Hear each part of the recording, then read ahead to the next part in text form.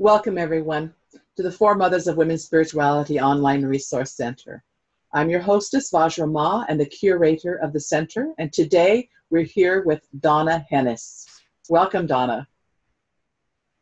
Thank you. Welcome, everybody. Great to have you here. What I'm going to do, Donna, is read a short introduction that puts our interview into a context, the larger context, and then I'll read your bio and we'll get started with the interview. Women's spirituality emerged as a major component of the women's liberation movement. The women's liberation movement, the second wave of the women's liberation movement, was in the 60s and 70s and 80s, and the women's spirituality movement emerged in the 70s and 80s, and Donna was there from the beginning. But many people today do not know about these courageous, radical, and by radical I mean to the root, women who founded the women's spirituality movement. They developed authentic spiritual experiences and practices outside of patriarchal religion.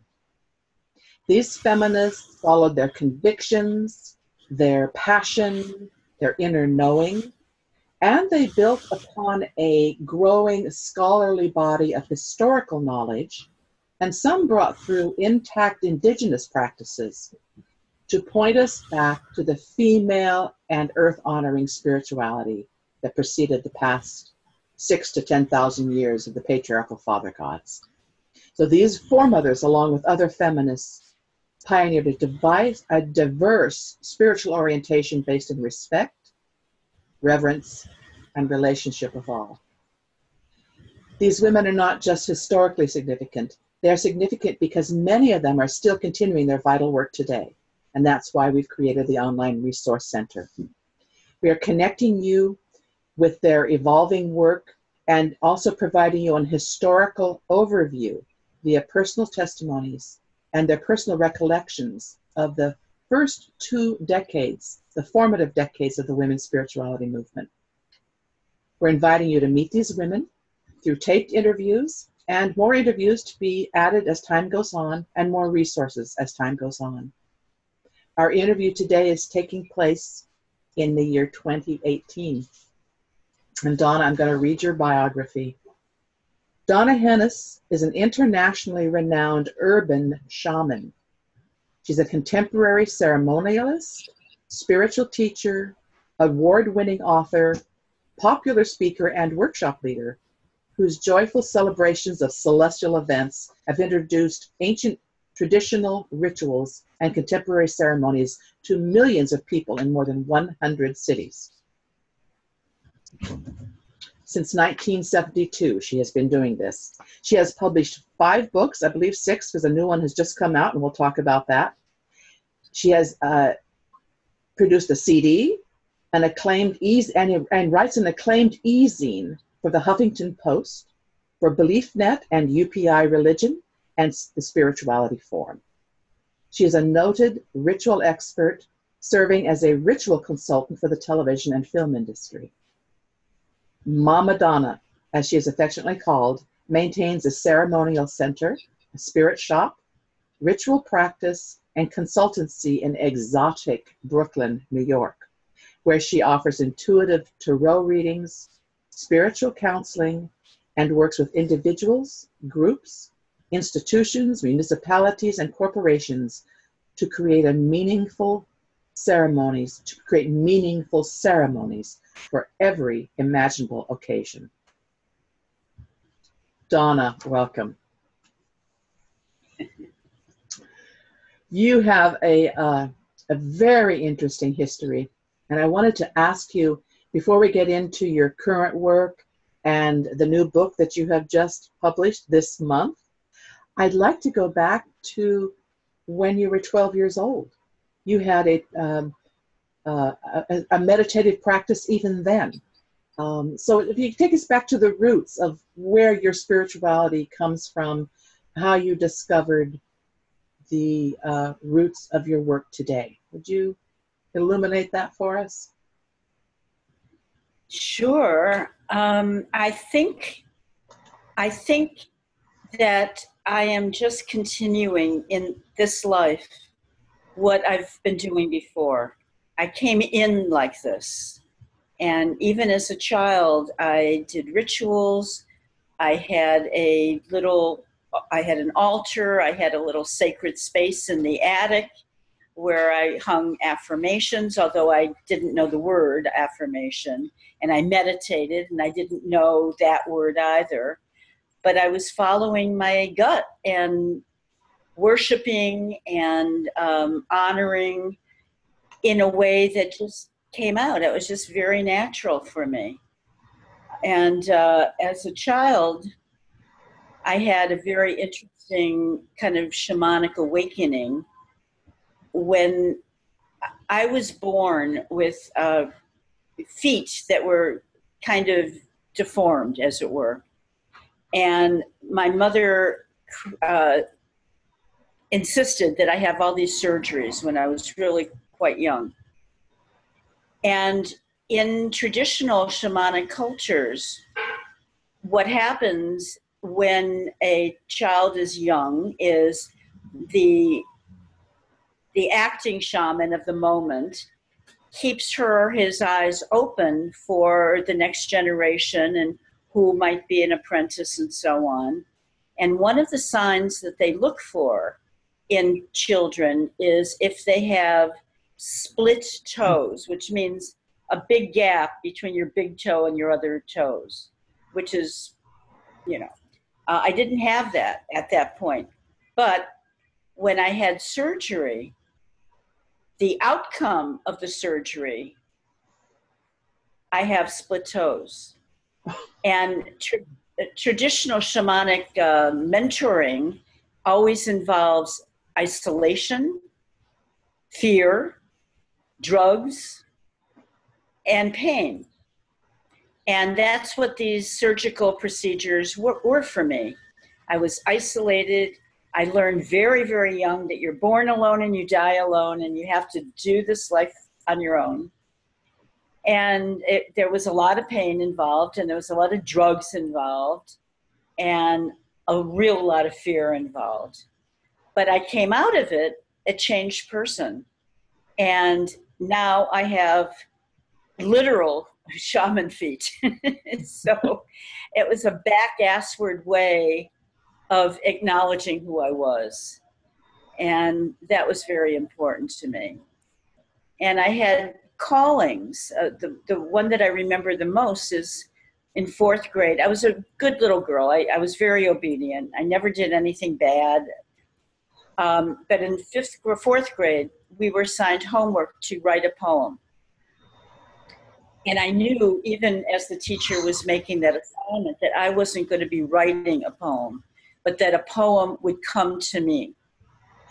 And so that night, I did all my homework except the poem. I went to bed, but I didn't go to sleep. I waited till the whole household was sleeping. And I snuck outside in the middle of the night at 3 o'clock in the morning by myself. And good little girls in Ohio in the 1950s did not go outside by themselves at 3 o'clock in the morning. But I did because the moon called me.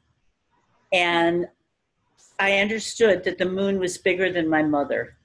So I wasn't afraid, and I wasn't afraid of being punished. And I went outside and I laid down in the grass, and I just was transported. And indeed, a poem came to me completely composed. I memorized it, and I came inside, and I was afraid to turn the light on to wake anybody up. So I just stayed up all night chanting this poem so that I could write it down as soon as it got light outside. I still chant in all of my rituals. My chanting is a major tool for me in my shamanic practice. And this came in the 4th grade. So those are, that's how I got here. That is fascinating, and it's inspiring for people to be able to take what adversities they've had and take them in a stride of confidence and embracing them. And you're reminding us too to remember the life, the inner life of the child, we're so naturally connected, and that gets pushed out of us or squeezed out or shamed out in so many people. So Right. very inspiring story. Yeah. It was. It was my first, you're right. You're exactly right. It was my first moment of empowerment where not only did I know what to do, I did it despite knowing that I was breaking all the rules, and I was rewarded for it spiritually. So I just kept breaking all the rules after that. Good for you. Good example. Good example. So bring us up. Let's come up to the 70s then, when you joined a consciousness raising group. This is something that was very pivotal in the women's liberation movement, and something that people are talking about needs to come back today. And would you describe, for those that are, just imagine talking to people that don't know anything about that, what was the consciousness raising group? What was it like, and how did that benefit you and the others there? It was one of the most extraordinary experiences of my life. This actually happened in the late 60s, and it was a direct outcome of the anti-war movement. I was a hippie, I was a freedom rider, I was in all the anti-war demonstrations and so on. And the new left was very misogynistic. And women were at least half of the participants, but the men were on the picket lines, and the women were expected to make the picket signs and make coffee and make out with the men. That was our job. And we rebelled. This is, excuse me, this is, sorry, this is not going to happen. And so it was more radical women who came together in protest of the men in this movement, and we formed small, what we called consciousness raising groups. And my group was on the Lower East Side of Manhattan, and it was a very diverse group of women. There was a woman who grew up on a kibbutz in Israel. There was an African-American woman who grew up in the streets of Detroit. There was a Quaker woman who grew up in sort of wealthy Manhattan, some suburban women from different cultures. It was just an amazing, there was a Hasidic woman who ran away from that community. It was an amazing multicultural group. There was a West Indian woman who was a poet, etc. And what came of these is every night, every meeting, we would have a topic.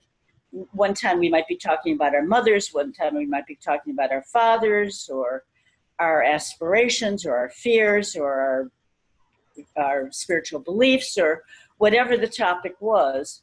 And it became very clear very quickly that despite the fact that we were so different, ethnically, racially, sexually, every which way, all of our stories jibed.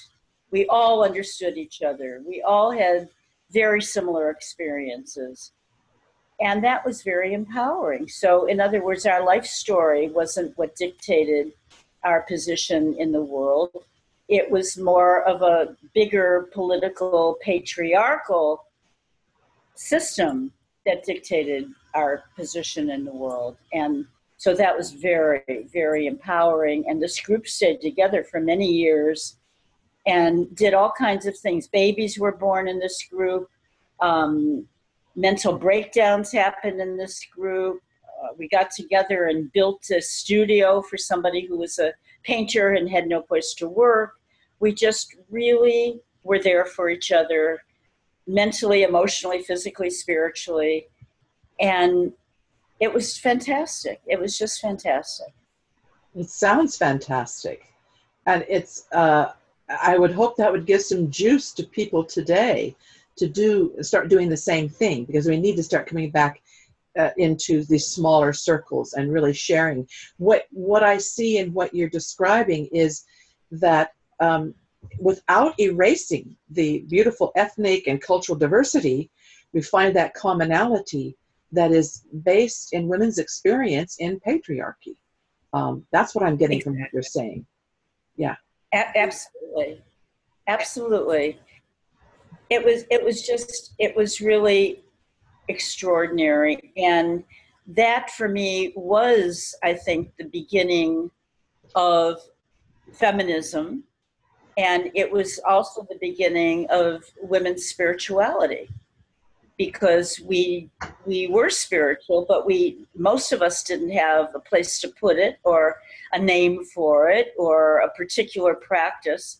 But we all were open to understanding that women are very special, and women have, I still believe, an inside connection to the great mother and the feminine divine and all these expressions that we use now. We didn't have those expressions then, but they came out of our experience and our early writings. Several books came out of that group. Anna Coates' book, The Myth of the Vaginal Orgasm, came out of that group.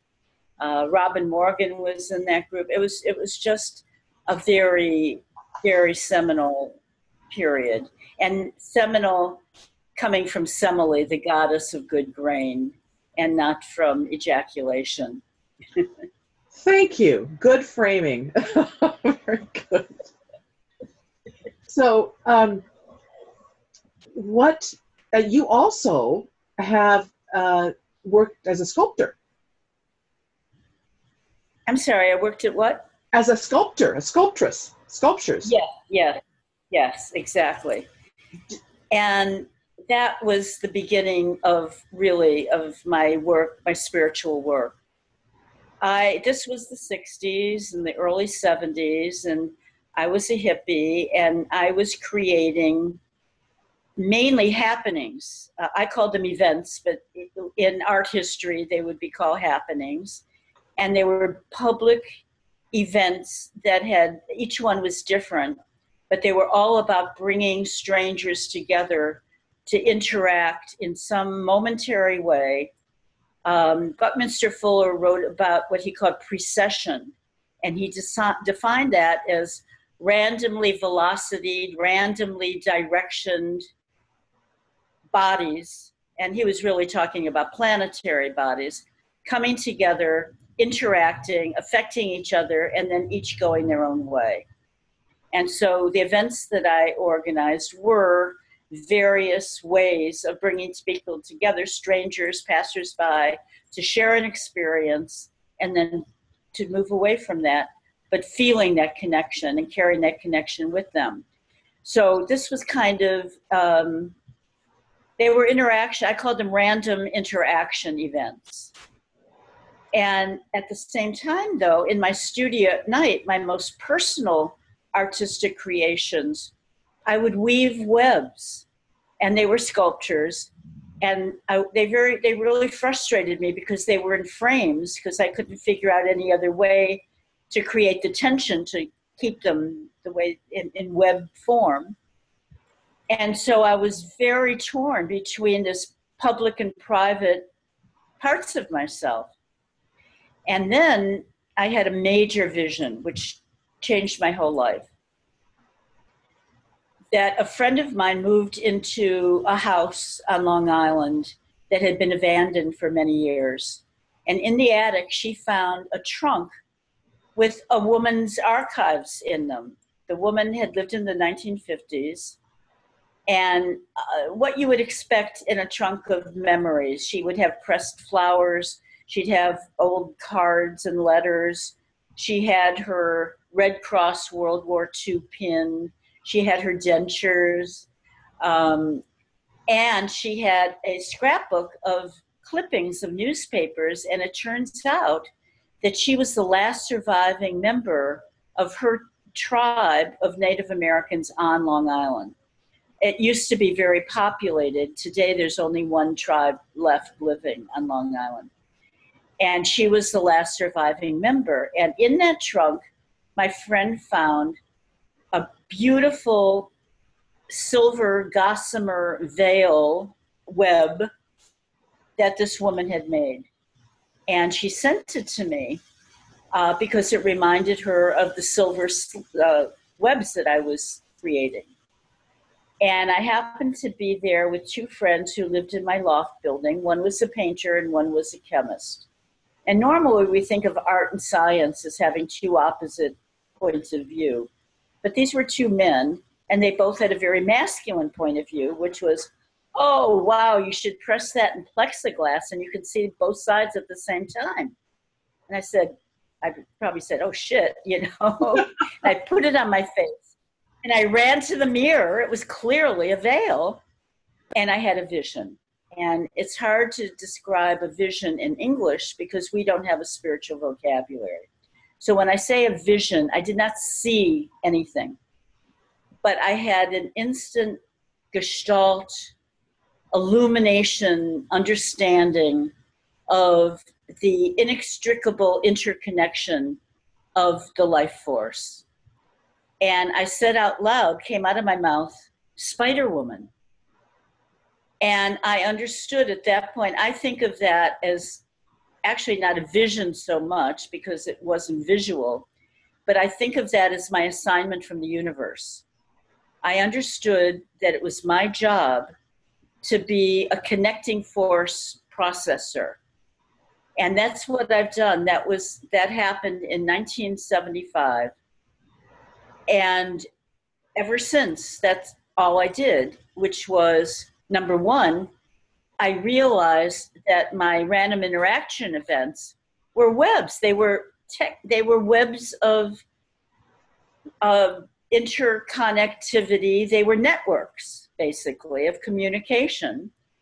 And at the same time, I was able to get my webs out of the frame, and I did them in nature. So I created webs on the grounds of museums and universities and parks all over the country, big, huge webs. Mm.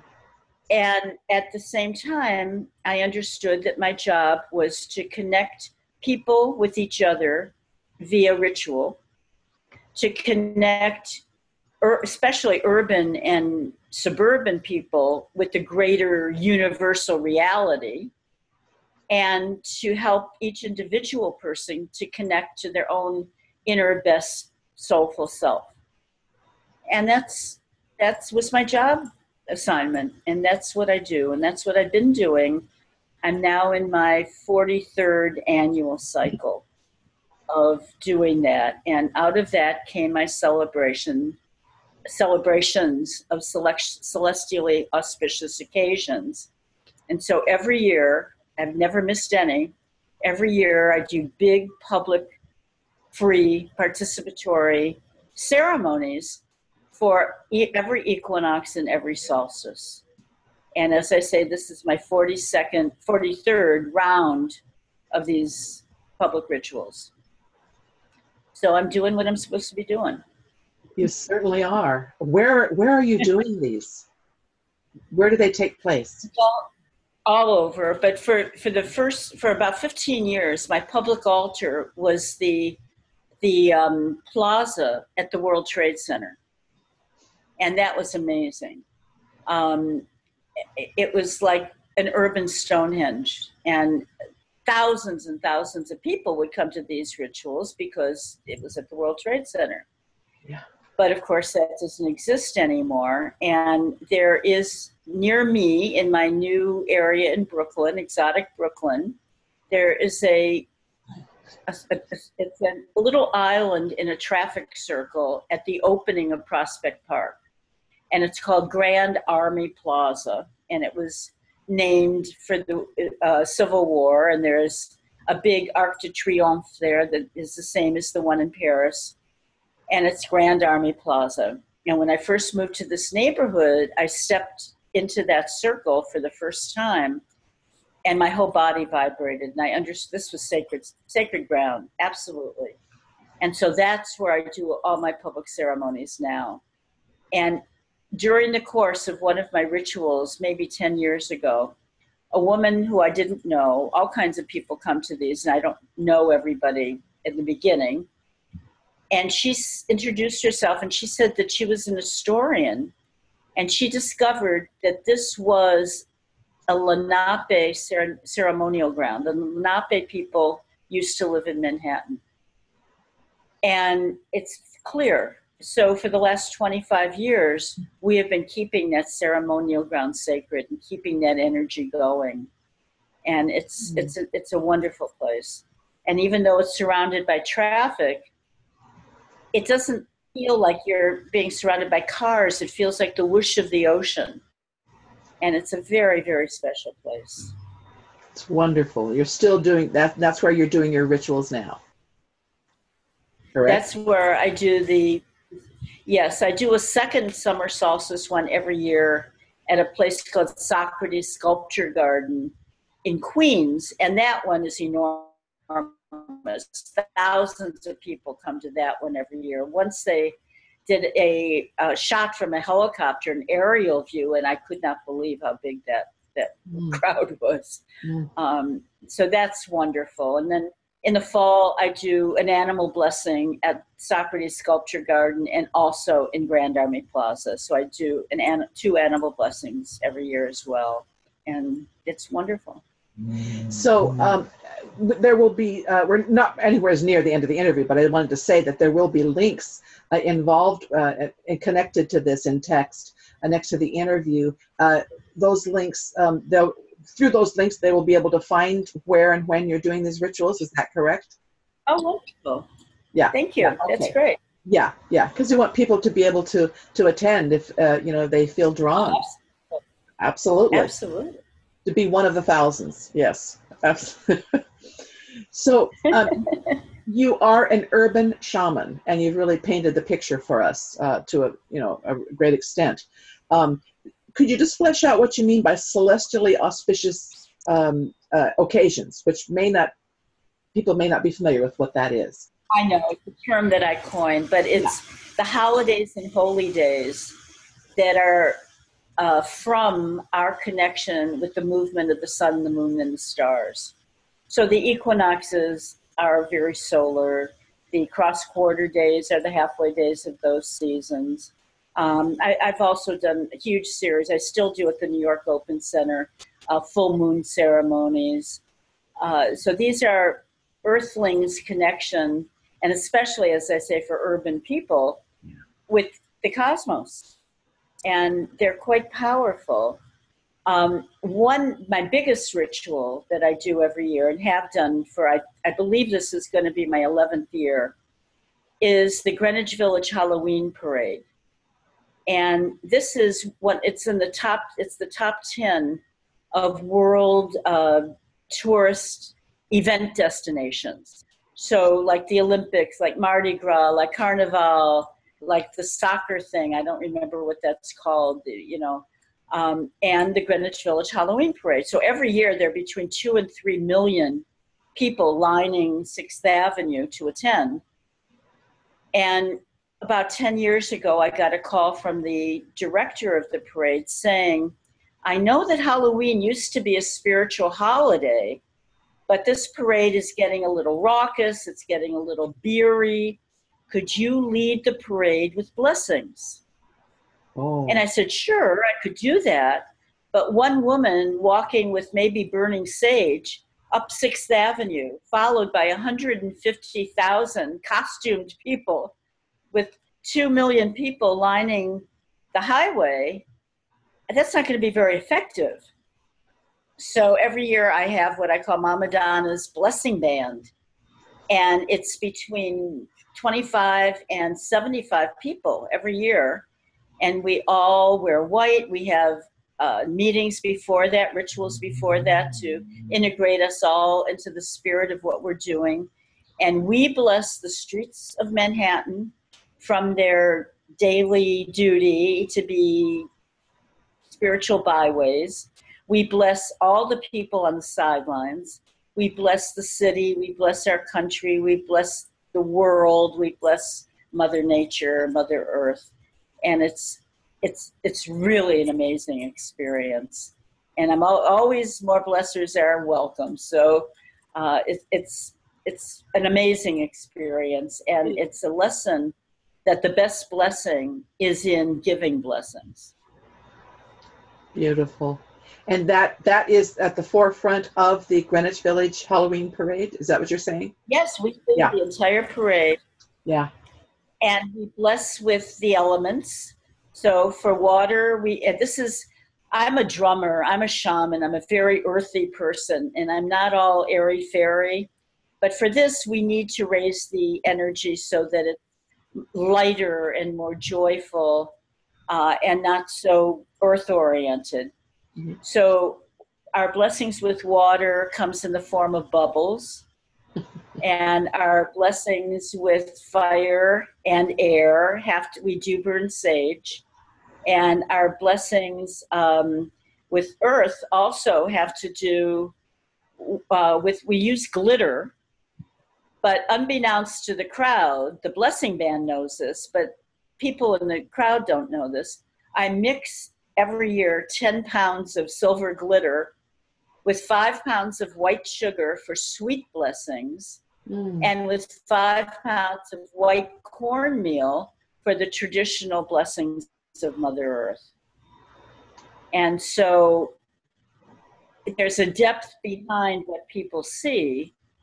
So these are true and authentic and meaningful blessings, but people see fun and joy, and people get into it so much. People along the sidelines, they go, bless me, and they hold out their hands or they bow their head, and every once in a while somebody will say, and bless you too. And it's spectacular. Oh, it sounds fabulous. It sounds fabulous. I want to be there. I might show up next year or this year. Me too. We've had people fly in from Paris, from Alaska, from California, from North Carolina. It's getting to be a destination. That is wonderful. That's wonderful. That's so inspiring. And it really paints the picture of what an urban shaman, this path of urban shaman pioneered. Yeah. Exactly. Yeah. I do want to say one thing is that I have studied with traditional teachers in many cultures, but I had a very serious shamanic mentorship with a Mazatec shaman in the state of Oaxaca in Mexico, nowhere near the city. It was in the Sierra Madre Occidentals, in the rainforest. It was very remote. And when I was ready to leave there, my shaman blessed me to do my work, not to do her work. I am not a Mazatec.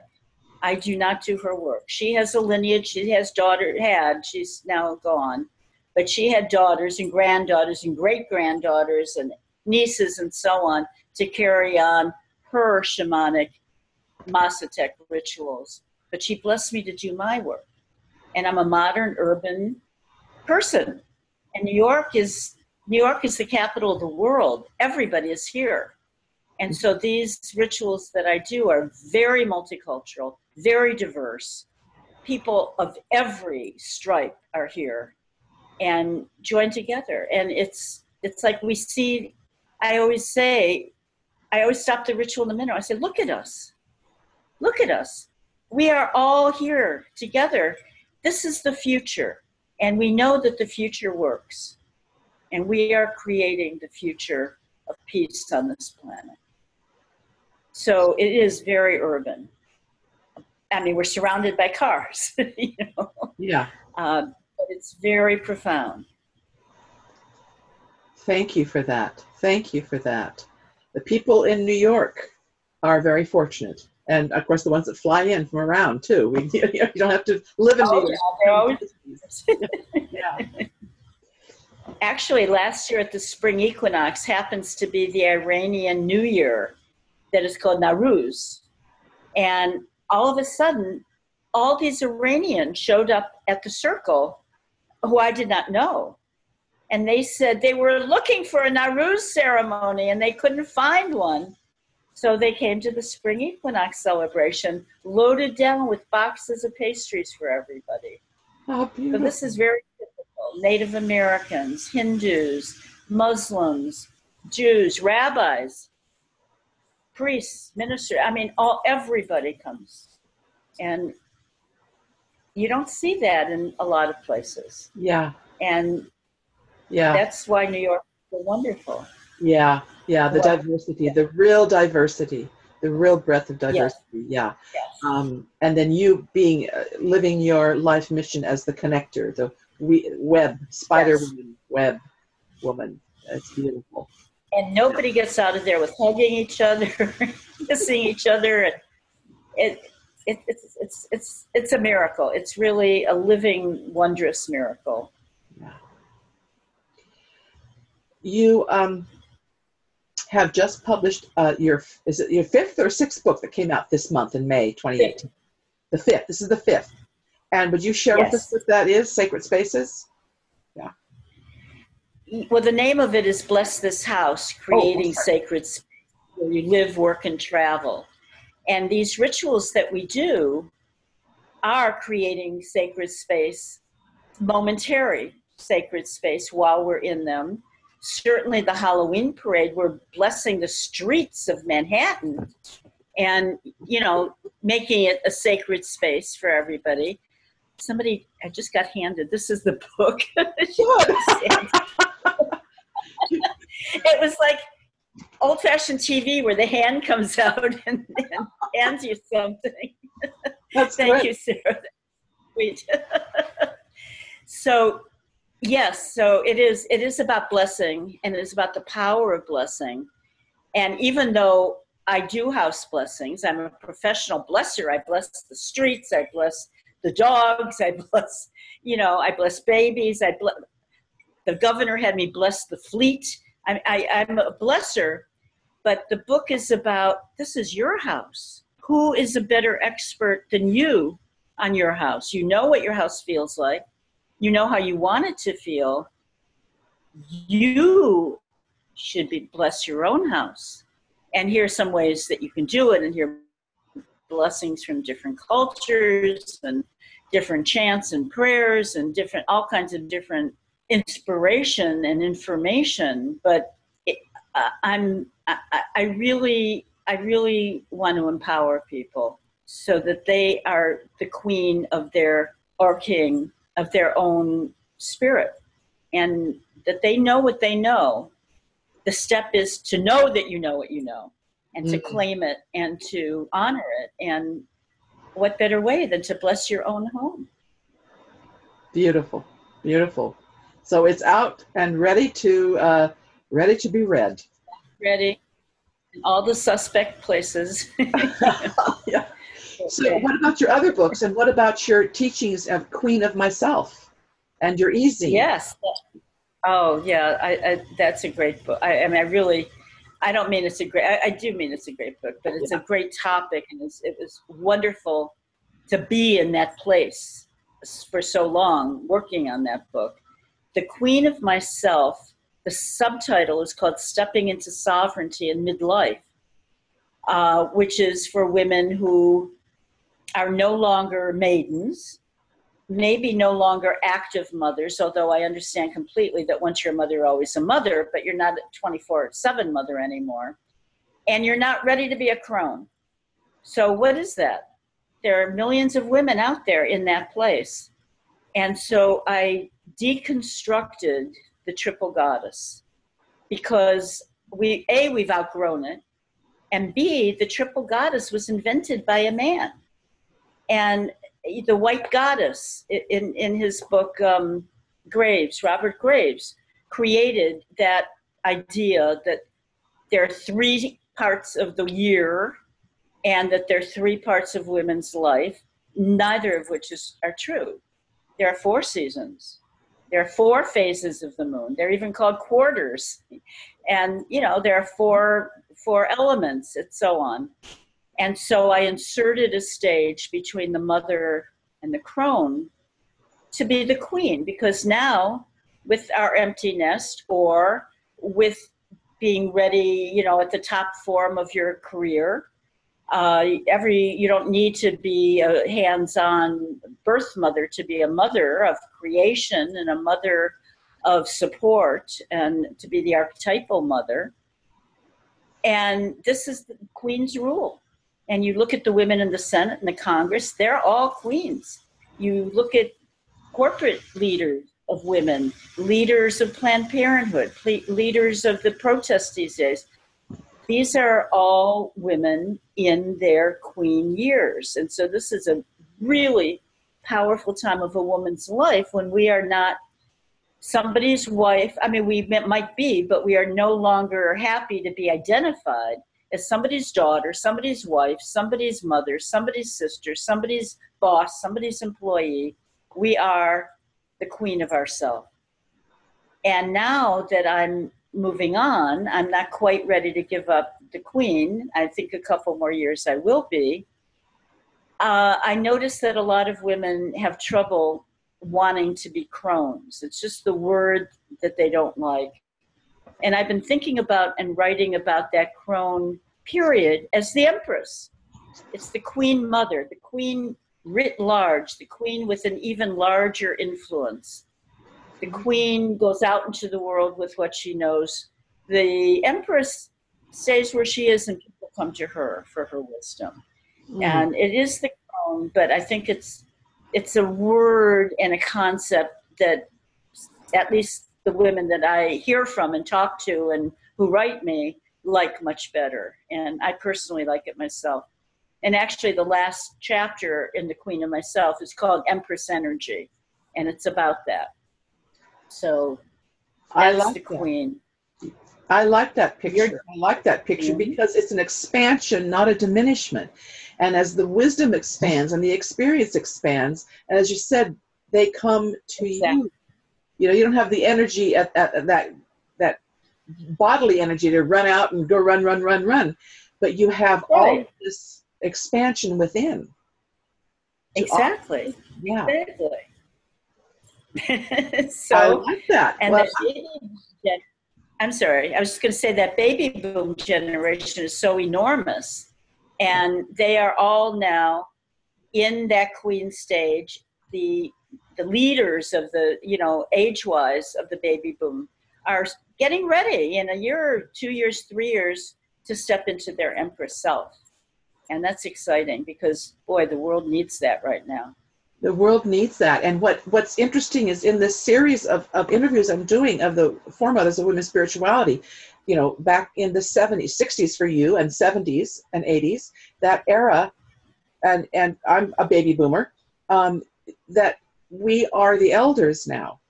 We are the queen elders, and there's a very significant that there's a weaving between the generations that can happen that hasn't been able to especially between women, the broken lineage of women and women's wisdom.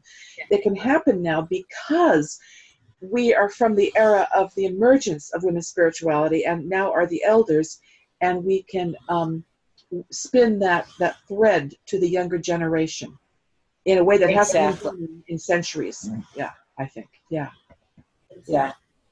And it's a very important job. Because as I say, well, I didn't coin this, but time's up. Time is up. The planet is on the brink. And I feel that it needs the female sensibility and the female urge and desire to nurture, to teach, to protect, to create beauty.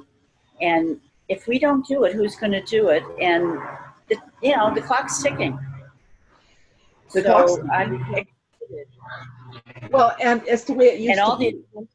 Go ahead. Go on, I'm sorry. I was just going to say that the political news now is how many thousands of women around the country are signing up for these classes to learn how to be a candidate.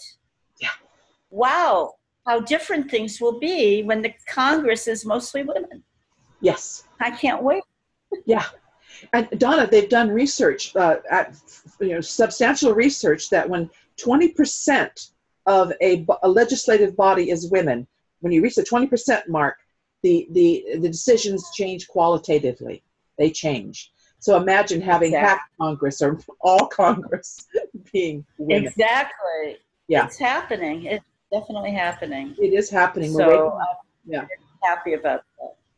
and isn't this really, Donna, going back to the, I call this the ancient future, going back to the ancient, taking it into the future, that women were the original leaders before the last 6,000 to 10,000 years of dominator model.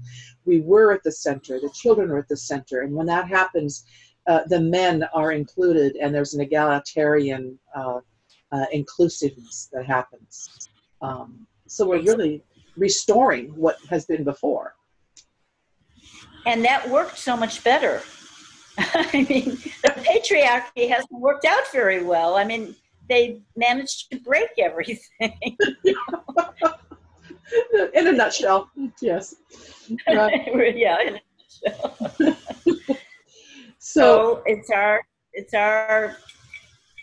calling to step up and take the reins back. And I'm not talking, I know that some people, men and women, are thinking, oh, you want the women to be in charge and the men will be second-class citizens. No, women are raising their sons differently. Men are very different these days. Men are parenting. Men are, my neighborhood has so many men walking around with babies on their chests, to strap to them. It's a whole different thing. It's really lovely. Yeah, it is. This idea that feminism is some big angry shout and you want to punish the men, and it's just nonsense. It's absolute nonsense. No. And you're too busy to right, exactly. And what would it get us? Nothing. Exactly. You're speaking about the men walking around with the babies on their chest. Reminds me of in the Philippines. Traditionally, I doubt it's still happening now, but traditionally in the indigenous culture of the Philippines, the adolescent boy, a young man, would be the one who would babysit the children. So so right when he's coming into his adolescence and his more testosterone, he's getting brought into nurturing. His nurturing qualities are being brought out. I thought that was really interesting. Yeah. And actually, that doesn't go against, but it enhances the testosterone, I think, because basically men traditionally were the protectors, were the warriors. And if you have these ties to these fragile baby souls, you want to protect them. You want to make sure that nothing bad happens to them. And so that only makes them better protectors and warriors. So it's really channeling their testosterone in a way that it's meant to be, which as a protector. Yeah. Exactly. That's a good thought. Yeah. Yeah. So you have an e-zine, and people can connect with you on a monthly basis with your e-zine. Yes. Tell us about that. Yes. I actually have two. The one I think you're referring to is a monthly one, and sometimes it doesn't come out to the last day of the month, but I manage to get it out every month, and it's called the Queen's Chronicles, and so it really is about women's issues and women's empowerment. And the other one is, I think my title for it, it's funny, is Information and Inspiration for Personal and Planetary Transformation. And it's more of a ritual newsletter. And so they're very time sensitive. So seasonal celebrations and rituals, history, derivation, multicultural rituals, why things are the way they are, that kind of thing, and helping people to keep in sync with the cycles. Yeah. Wonderful. Wonderful. I'm going to have those links that accompany with this interview so people can, rest assured they'll know how to connect in with whatever of your offers to avail. Yeah. Yeah. That's great. Can I just say my email? Because all you have to do is send an email and you're on the mailing list. Okay. No, okay. Do it on the website. That's fine. Okay, good. Yeah, absolutely. I want to just flip back just briefly to the way back in the 70s. You were a freedom rider. Would you illuminate that for people who don't know what that is? Oh, that would be sad for people not to know what that is. Yeah. This was during the horrible years of racist violence in the South of the United States. The Birmingham lunch counter sit-in was, I think, the pivotal protest that started all this. Also, school desegregation was a big kind of protest, and all of these were met by horrible police presence, attack dogs, fire hose, which are not like a little sprinkler system. The fire hose is very strong, powerful water that actually pushes you down and can injure you. Terrible violence in the South, Martin Luther King's marches, all kinds of stuff, lynchings, terrible things, terrible. And the Student Nonviolent, what was it, SNCC, S-N-C-C, Student Nonviolent Coordinating Committee, organized a series of buses from the north, bringing people, very mixed race buses, of people from the north down south to concentrate on voter registration. So it was still it was a protest, but it was also a recognition and a respect for our democracy, and that we need to change things through the system of voting. And of course, African Americans were not, this is when you had different drinking fountains for different races, different bathrooms, and Black people were turned away when they tried to register to vote, or given such complicated compositions, practically, applications, that it was very hard to become a voter. And there was some violence. 3 of the civil rights workers, 2 from New York City, 1 from Mississippi, were murdered by the Klan. Their bodies found in a grave months later. A white woman from Detroit, a mother of 5 children, was killed as a protester. Viola Luiso, I believe is how she said her name. And we were sent all different places. So I was assigned to Kentucky. And our job was really going door to door and registering people to vote. And we were a very multi-race college students, basically. And my assignment, I worked with African-American sharecroppers and white coal miners. And what was so fascinating is they both had exactly the same life.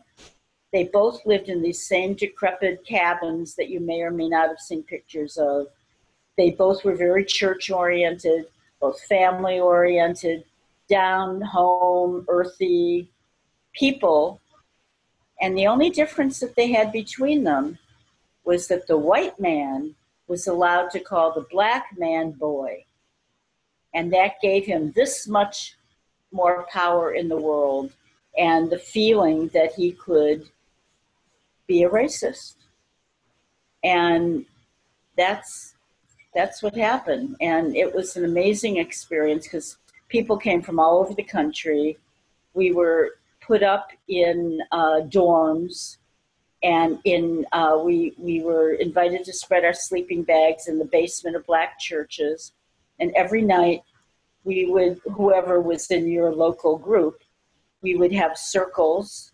And it was very spiritual, but it wasn't called spiritual. And we sang songs. We held hands, This Little Light of Mine, and We Shall Overcome. And of course, one of the lines of We Shall Overcome is black and white together, we shall overcome. And it was an amazing, empowering experience. And part of that experience is that I witnessed a cross burning.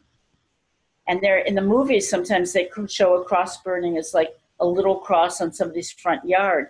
These were 2 telephone poles, beyond huge, flaming, a terrifying sight, with hundreds of people with their white sheets and their pointy hats. And I was shot at by the Klan and all that kind of thing. Luckily, I wasn't ever injured. It was a life-changing situation, and it was a country-changing situation because of all of that volunteer activism, which is now coming to life again these days. We got the Civil Rights Bill passed, and people could vote, and people do vote, although still in the South there are obstacles to voting, and gerrymandering so that Black votes don't count, and so on. but there's a new generation rising up and taking the baton and leading wonderful protests. Black Lives Matter, Me Too, Time's Up, you know, the anti-gun movement. Mm-hmm. Everyone, each one more wonderful than the next. It's very wonderful what's happening. So thank you for being a freedom writer. Thank you for doing that. Thank you for sharing that story. You are really, and you brought it full circle to what's happening today, the terrible things that are happening, and the resurgence of protesting and requiring change, positive change. exactly. And it really brings through, Donna, the connection of politics and spirituality. And as you said, I mean, that out of the second wave of women's liberation, feminism, arose this women's spirituality. It's Exactly. inseparable. It's inseparable, really. We did this together, and you're going to tell me that I have to make you coffee, or I have to, you know, service you sexually? You got to be kidding. You know, it really, time's up. You know? And I think So, that message of women's sovereignty in the face of men's demands, it is still just as relevant. And it's wisdom that you're carrying and sharing, and I really feel that a sense that it will have an impact on some of our viewers. Positive. I think so. It's funny because this whole year since the inauguration, I've been walking around saying, I just love Donald Trump. And people who know me, their mouth is hanging open, or, you know, like, what? And I said, because he has galvanized women in a way that the feminist movement hasn't been able to do. Yes, we have, but only so much. There were still women saying, oh, I'm not a feminist. Not anymore. Not anymore. For that, I have to thank him. He's been a catalyst of women's empowerment, teenage empowerment, children's empowerment. Fantastic. He's our wake-up call, isn't he? He's our wake-up call. Yes. Yeah. Exactly. And spiritually thinking, that makes me feel that that's his job somehow, that he was put here to ultimately inspire a greater good in response, negative response to his horribleness. Yeah. That's a bigger picture perspective, isn't it? And I fully agree. I fully agree with that. I see that too. It was the march, Women's March on Washington, for the day after his inauguration, but it went global. Something Exactly. was rising, and may it continue to do so. Yeah. Exactly. It was a sea of pink pussy hats. It was beyond inspiring. Yeah. Wow. Yeah. Yeah. So thank you so much. As we come to a close, is there anything that any last words that you would like to say? Yes, speak up. You know, follow your gut. If something bothers you, say something, do something. You have the power. And together, wow, we really have the power. And so it is. Thank you, Donna Hennes. Mama Donna. Thank you too. This was lovely. Blessed be. Thank you everyone for joining us at the Four Mothers of Women's Spirituality Online Resource Center and spending time with Mama Donna with us today. We'll see you next time. Bye for now.